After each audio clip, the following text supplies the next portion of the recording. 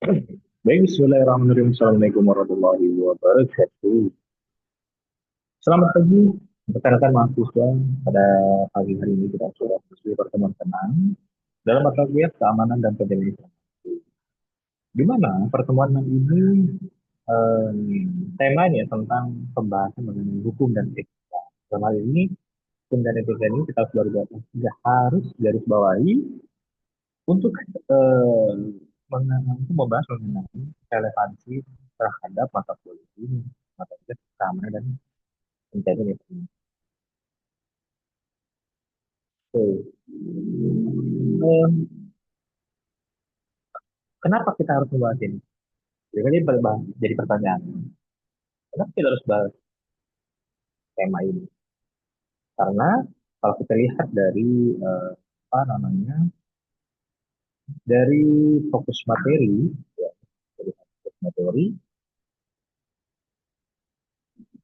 kita membahas masalah hukum dan etika yang timbul saat apa namanya,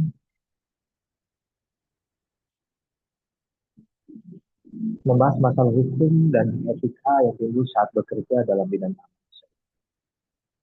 Jadi disclaimer, pembahasannya khusus untuk kaitannya dengan pekerjaan atau aktivitas dalam hal bidang keamanan cyber. Kedua, membahas jalur pendidikan dan karir untuk bidang keamanan. Dalam hal ini, jalur pendidikan untuk mendapatkan sertifikat yang mungkin ingin diperoleh di Cisco Networking Academy. Di mana beberapa sertifikat tersebut merupakan persyaratan untuk sertifikasi spesialisasi di bidang jaringan, termasuk keamanan cyber. Ya. Di kalau kalian cek di NetAkar, gitu kan, nah itu ada ada tema tentang cyber insecurity. Itu beberapa course itu ada yang eh, secara bertahap, baik yang gratis maupun berbayar, itu bisa kalian manfaatkan untuk mendapatkan sertifikat. Ya. Diawali dengan introduction cyber security gitu. Itu fokus materi yang nanti kita akan coba breakdown ya, satu persatu. Masalah hukum di bidang keamanan cyber. Cyber security yang profesional atau tenaga profesional keamanan cyber harus memiliki keahlian yang sama seperti hacker. Jadi dari sisi pengetahuan dan pengalaman itu kualitasnya harus bisa sama dengan seorang hacker atau peretas ya. Terutama bagi peretas jahat ya, maksudnya kayak black hacker ya, agar dapat menerapkan perlindungan dari serangan. Jadi kita kan tahu, oh ini tekniknya nih seperti ini, toh ya kalau misalnya hacker teknik seperti ini, dia bisa menyusup dengan melalui uh, port apa, teknik seperti apa itu kita harus harus memahami terlebih dahulu cara kerja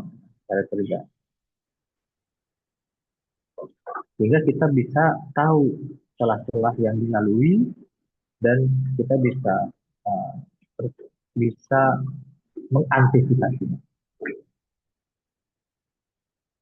Ada satu perbedaan antara peretas dan tenaga profesional dalam keamanan cyber, yaitu tenaga profesional keamanan cyber harus bekerja sesuai batasan hukum, gitu ya. Jadi ada rem yang digunakan oleh eh, tenaga profesional dalam hal keamanan cyber, dalam melakukan aksi pengamanan. Bukan berarti dia tidak bisa melakukan kegiatan hacking, tapi karena ada batasan hukum yang dia pegang, hal itu tidak dilakukan. Ya.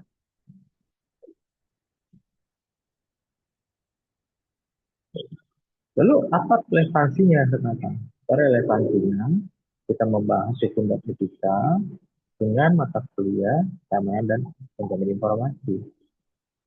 Kalau kita flashback di pertemuan sebelumnya, itu dalam pengertian keamanan, keamanan dan kejagaan informasi, kita bisa membelah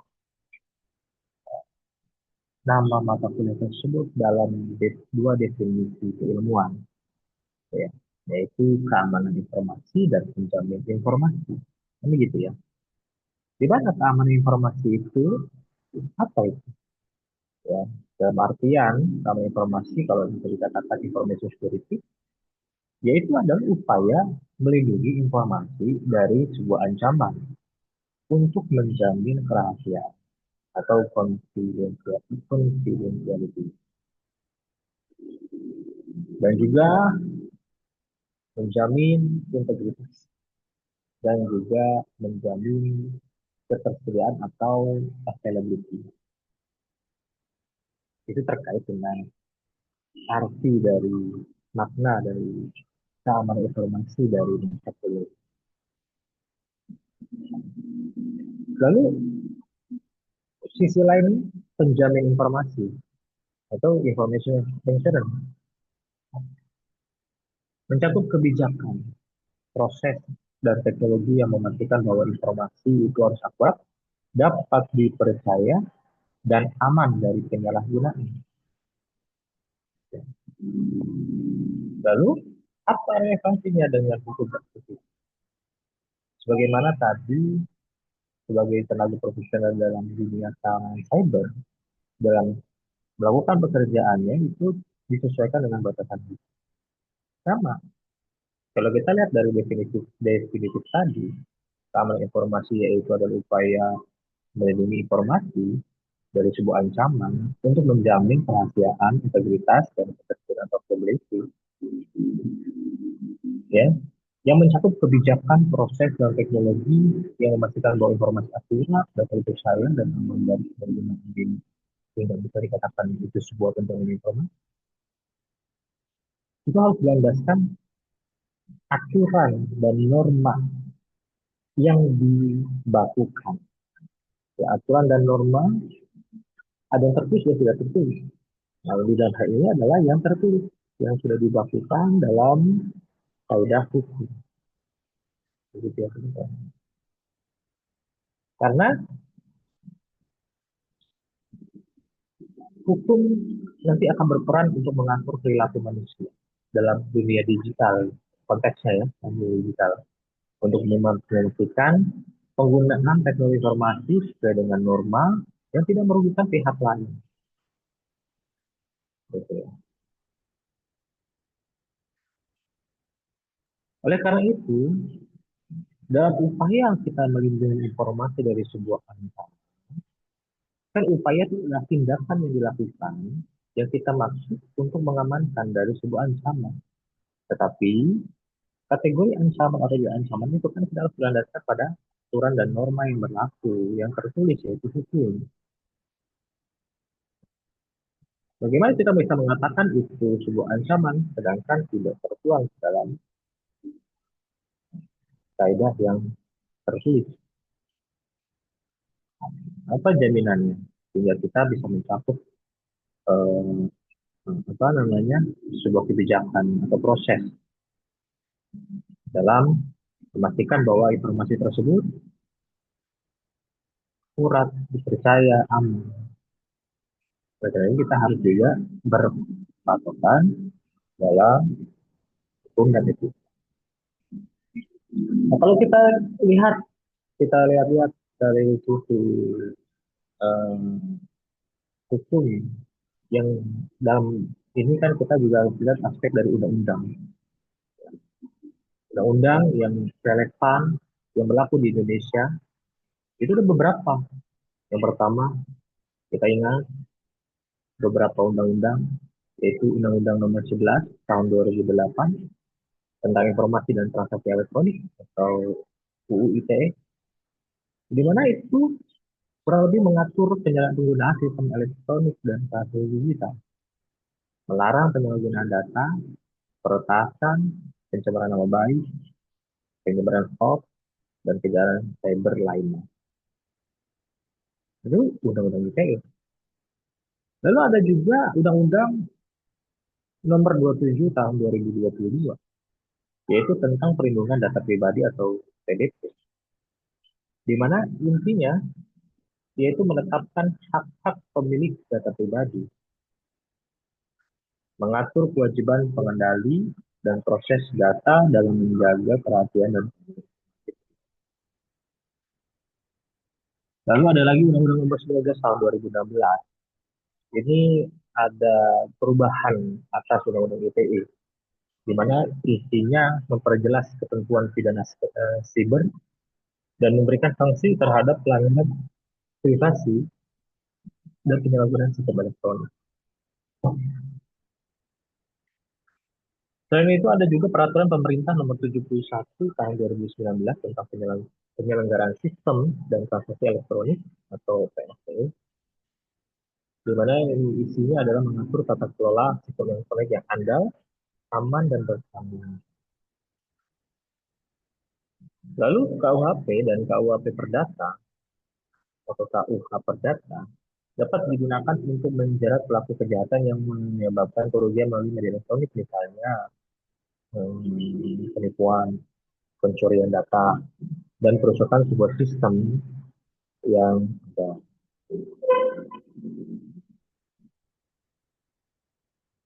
Nah, kalau kita lihat tadi ada beberapa poin, eh, terutama di Undang-Undang Nomor 27 Tahun 2022 tentang pelindungan data pribadi. Ini relevan dengan tema di slide, yaitu masalah hukum di bidang keamanan cyber dalam hal ini masalah hukum pribadi.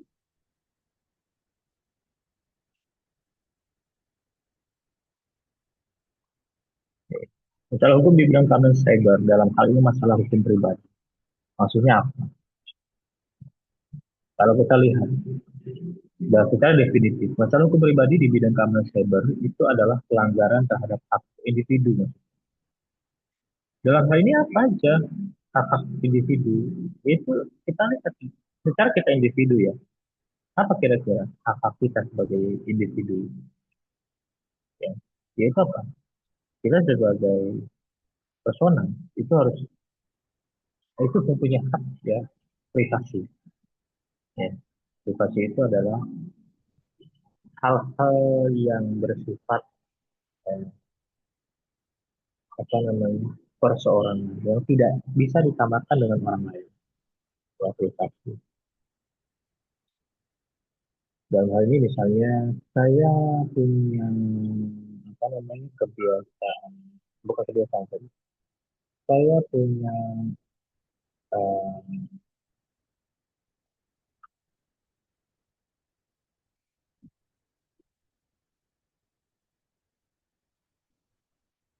kebiasaan-kebiasaan tertentu atau kesukaan-kesukaan tertentu dan itu tidak perlu harus orang lain tahu kecuali memang saya mengizinkan untuk orang lain tahu. Selama kita tidak mengizinkan orang lain tahu, berarti masuknya ranahnya ranah privasi. Ya. Terus hak hak individu lainnya adalah reputasi. Ya, reputasi itu adalah sebuah apa namanya, sebuah label yang dimiliki oleh seseorang atau individu ya yang berkaitan dengan apa namanya, integritas diri, ya, kan? Harga diri dan lain sebagainya. Itu masuk kategori reputasi atau keamanan data ya. Keamanan data ini ya kita karena sekarang individu, misalnya contoh saya namanya adalah Asep, ya, tapi ada juga nama panjangnya, nama nama gelarnya, ya, atau nama panggilan, data, oh, jenis kelamin, alamat rumah, nomor telepon, email, itu adalah sama itu sebuah data. Bagaimana data tersebut itu kan milik secara individual. Itu juga harus kita perhatikan dari sisi keamanan. Karena kalau data kita terlalu diekspos ke dunia maya, dalam ini dalam berkaitan dengan apa namanya dengan dunia cyber, itu sangat rentan untuk disalahgunakan.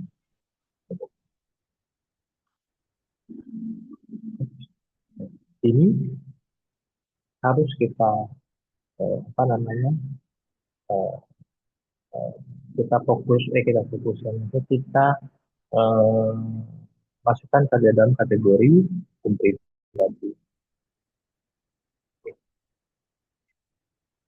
agar tidak ada penyalahgunaan dalam penggunaan teknologi informasi. Artinya, pelanggaran tersebut itu bisa langsung merugikan orang secara pribadi, bukan hanya organisasi atau negara. Jadi maksud masalah hukum pribadi itu fokusnya pada eh, pelanggaran terhadap hak individu. Bentuk-bentuk masalah hukum pribadi dalam cyber security kita lihat dari beberapa jenis masalahnya ya. Yang pertama itu pelanggaran privasi, privacy pollution. Data pribadi seseorang itu diakses, lalu disebarluaskan atau dijual tanpa izin dari si pemilik data. Ya contohnya apa? Contohnya kayak misalnya penyebaran data KTP atau foto pribadi yang berseliweran di dunia maya. Jenis yang lainnya itu pencurian identitas, yaitu apa? Penggunaan data pribadi orang lain ya untuk keuntungan pribadi atau pribadi. Jadi misalnya data orang diambil untuk digunakan untuk keuntungan pribadinya.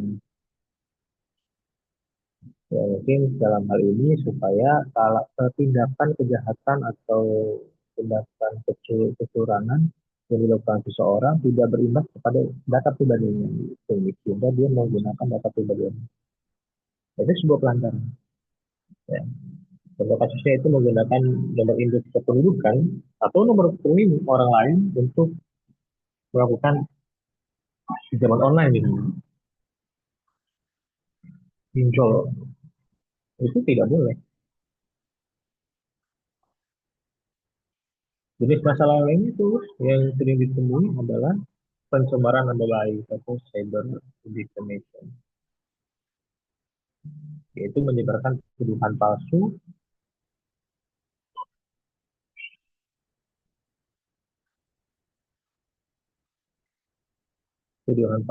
ya, fitnah atau konten yang merusak reputasi seorang di media sosial.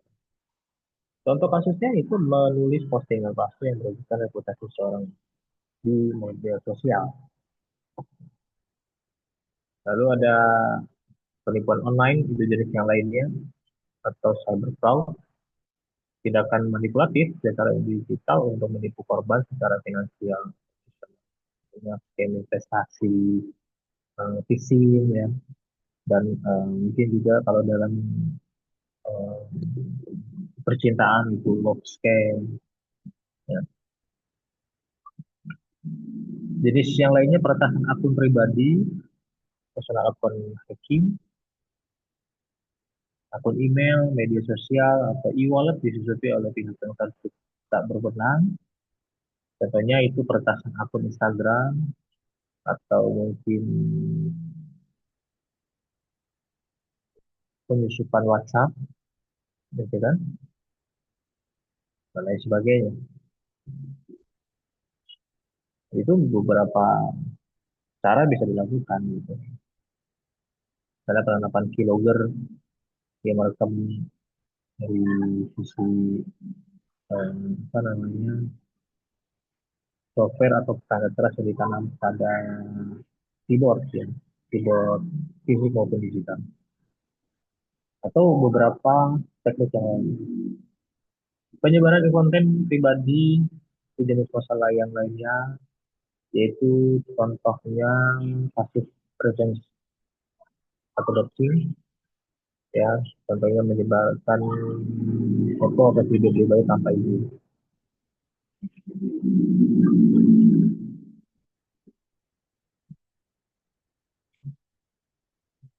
Nah, dalam kehidupan pribadi, Anda mungkin memiliki peluang dan keahlian untuk meretas komputer atau jaringan orang lain dengan pengetahuan yang dimiliki baik dari bangku pendidikan maupun non formal seperti apa namanya keahlian dari didapatkan secara otodidak yang bersumber dari internet mungkin atau sosial media, dan kemungkinan memang banyak yang bisa memiliki peluang untuk atau ahli dalam proses komputer pada jaringan online. Ya. Tetap kita lihat, justru ada pepatah mengatakan, just because you can doesn't mean you have to do it. Jadi walaupun kamu bisa, tapi bukan berarti kamu berpikir untuk melakukan itu. Karena kenapa? Ingat, sebagian besar peretas, ya itu meninggalkan jejak, baik yang mereka ketahui atau tidak, dan jejak tersebut dapat ditelusuri kembali ke sekuritasnya, ya, melalui mungkin dari log sensitif atau port yang dilalui atau aplikasi yang digunakan atau IP yang digunakan atau MAC address yang digunakan, kemungkinan bisa ditelusuri, ya. Jadi sebisa mungkin walaupun rekan-rekan mempunyai kalian dalam bertahan, tapi lihat nih, norma yang berlaku untuk kita tetap membatasi diri kita tidak melalui hal yang relatif, yang demi keamanan bersama.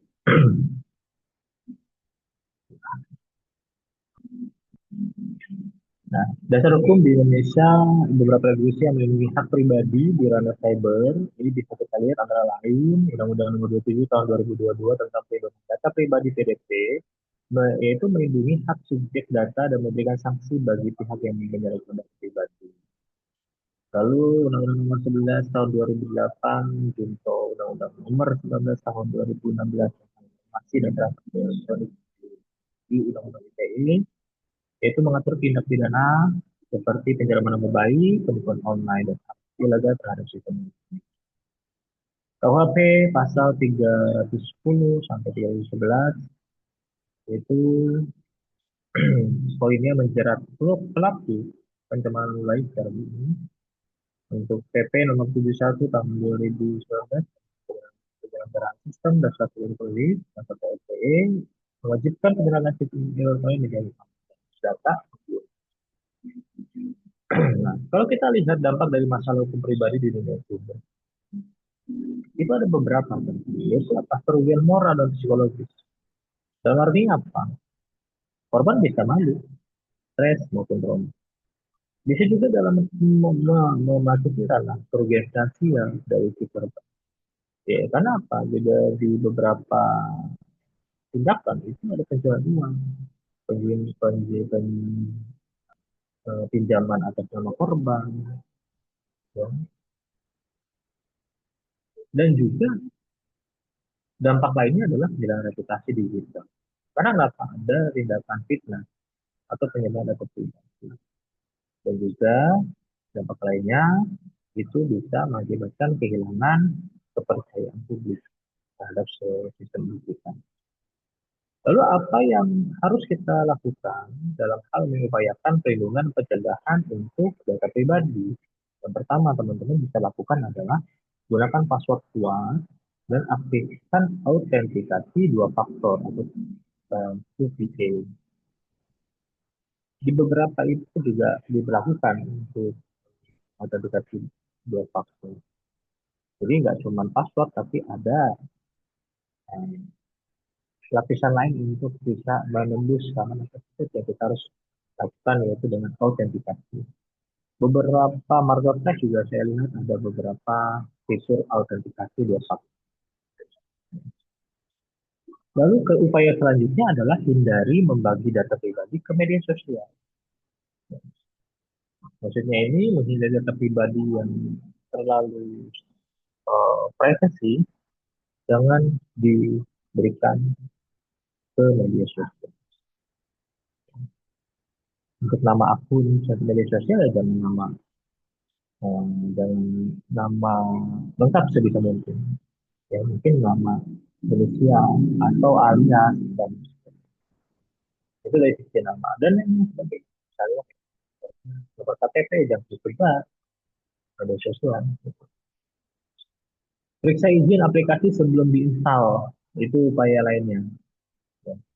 Kita lihat beberapa aplikasi yang diinstal ke dalam perangkat. Misalnya kalau di Android itu extension APK, kita lihat dulu apakah ini resmi nggak di Play Store.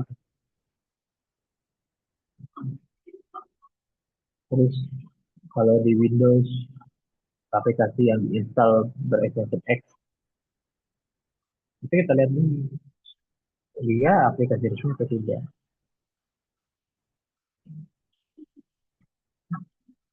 Lalu upaya lainnya laporkan kasus ke Direktorat Tindakan Pidana Cyber atau DPP Cyber Baris Krim Polri.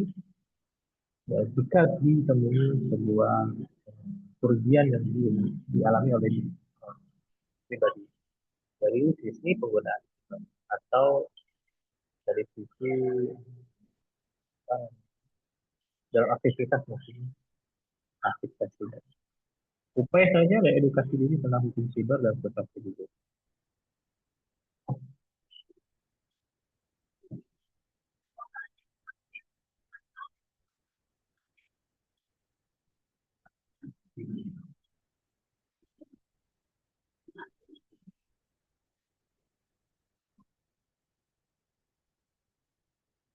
Dan selanjutnya adalah masalah hukum di bidang keamanan cyber dalam konteks masalah hukum perusahaan. Ya. Yaitu apa? Dalam hal ini lingkupnya adalah sebuah pelanggaran kelalaian atau penyalahgunaan sistem digital oleh entitas bisnis yang menyebabkan contohnya kebocoran data pelanggan yang dimiliki oleh perusahaan, kerugian finansial yang dialami oleh perusahaan, pelanggaran hukum yang dilakukan dalam aktivitas perusahaan, dan hilangnya kepercayaan publik yang dialami oleh perusahaan. Biasanya muncul karena kelemahan sistem keamanan, manajemen data yang buruk, atau ketidakpatuhan terhadap regulasi hukum digital. Sebagian besar negara memperlakukan hukum keamanan cyber. Hukum tersebut mungkin terkait dengan infrastruktur penting jaringan serta privasi perusahaan dan individu. Perusahaan harus mematuhi hukum tersebut. Dalam beberapa kasus, jika Anda melanggar hukum keamanan siber saat melakukan pekerjaan, perusahaan yang mungkin dikenai sanksi dan Anda dapat dikehilangan pekerjaan. Dalam kasus lain, Anda dapat dituntut dikenai sanksi dan mungkin jatuh hukuman. Ya. Jadi dalam hal ini masalah hukum perusahaan tidak hanya di apa point of view-nya di sisi perusahaan, tapi point of view-nya dari sisi uh, customer dari perusahaan atau karyawan dari perusahaan. Ya. Jadi saya mungkin akan ralat ya masalah hukum perusahaan dalam keamanan siber yaitu pelanggaran kelalaian atau penyalahgunaan sistem digital oleh entitas bisnis dan menyebabkan kebocoran data pelanggan yang merugikan baik pihak pelanggan itu sendiri atau perusahaan. Kerugian finansial juga dari saya katakan itu yang dialami oleh perusahaan itu jadi dari sisi kerugian finansial dari sisi customer atau karyawan. Jadi juga pelanggaran hukum yang dilakukan oleh perusahaan itu tadi atau karyawan perusahaan atau klien dari perusahaan gitu kan. Dan kehilangan kepercayaan publik itu beberapa faktor dari perusahaan customer maupun pekerja.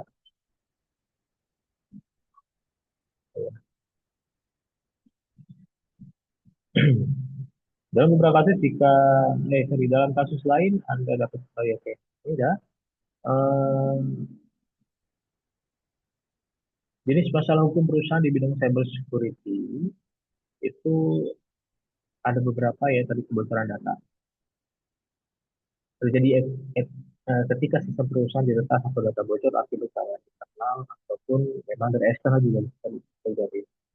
Ya. Penyalahgunaan penyalahgunaan data pelanggan, perusahaan menggunakan data pribadi ataupun oknum perusahaan pribadi dengan tujuan tanpa izin. Ya. Contohnya penjualan data pengguna oleh pihak marketing tanpa persetujuan atau oknum marketing. Bisa juga jenis masalahnya dari sisi serangan ransomware atau malware. Jadi sistem perusahaan dikunci oleh hacker, diminta untuk tebusan. Itu biasanya disebut dengan ransomware, ya, atau ransomware. Jadi eh, software yang ditanam untuk mengunci sistem di perusahaan dan digunakan untuk meminta tebusan. Pelanggan privasi digital atau data privacy violation. Tidak adanya transparansi dalam pengumpulan dan penggunaan data pengguna.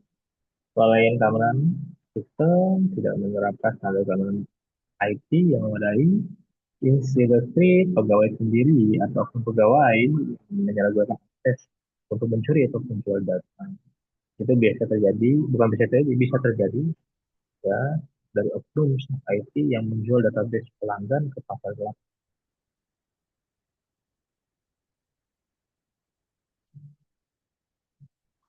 Lalu masalah hukum di bidang keamanan cyber dari sisi hukum internasional dan keamanan cyber. Area hukum keamanan cyber jauh lebih baru daripada di bidang keamanan cyber itu sendiri. Seperti yang disebutkan sebelumnya, sebagian besar negara telah memperlakukan undang-undang dan akan ada undang-undang lain di masa depan.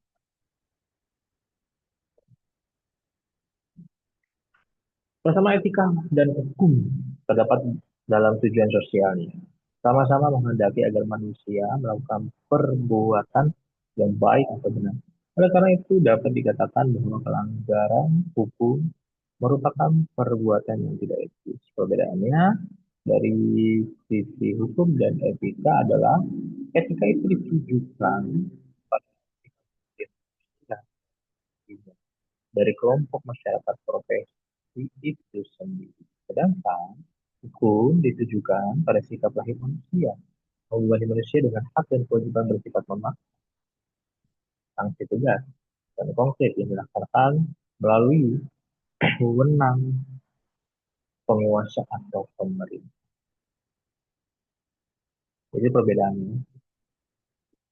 Oke. Dari tadi kita sudah membahas um, mengenai kebaikan dari masalah yang terjadi pada dunia cyber. Nah, kita juga harus bisa melihat dari secara definitif. Cybercrime itu apa? Cybercrime itu atau kejahatan cyber itu sering diidentikan sebagai computer crime atau kejahatan komputer. Jadi menurut the US Department of Justice, computer crime.